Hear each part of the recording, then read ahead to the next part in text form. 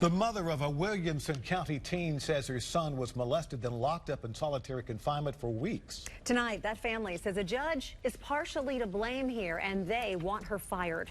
Channel 4's Liz Lohai sat down with that teen and mother tonight. She joins us with a story you will only see here on Channel 4. Tracy and Tom, this is the lawsuit that family has filed against Williamson County Juvenile Court. It says what was done to the boy in the detention center has caused psychological damage that cannot be repaired. Just begged me not to take him. Just begged me. I didn't have a choice. Betty says it was the hardest thing she's ever had to do as a mother.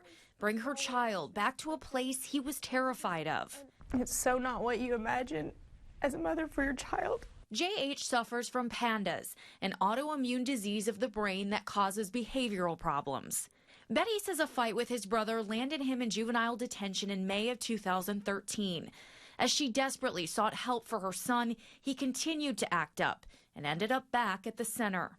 Betty says her son was in solitary confinement in a room like this one for 5 weeks straight. I remember concrete. The floors were concrete, the walls, the bed, the toilet.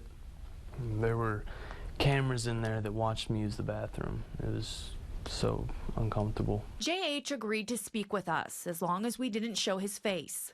I remember feeling angry at the world because I didn't feel like I deserved what I got. I felt like it was unfair punishment to put someone alone like that for so long. And then in December, the worst happened. Betty says JH was molested by a guard. He reached over and he hugged me. He was just sobbing. And they pulled him off of me. They just walked him back. Betty says when JH tried telling the judge, she implied he was lying. He lost everything. We lost everything. After JH was released, Betty says his behavior got worse. One night, he stole his mother's car. And JH says he was so scared of authority that when officers approached him, he led them on a high-speed chase and eventually crashed in Franklin. The family wants Williamson County to pay for JH's treatment, get the judge off the bench, and ban solitary confinement for teens.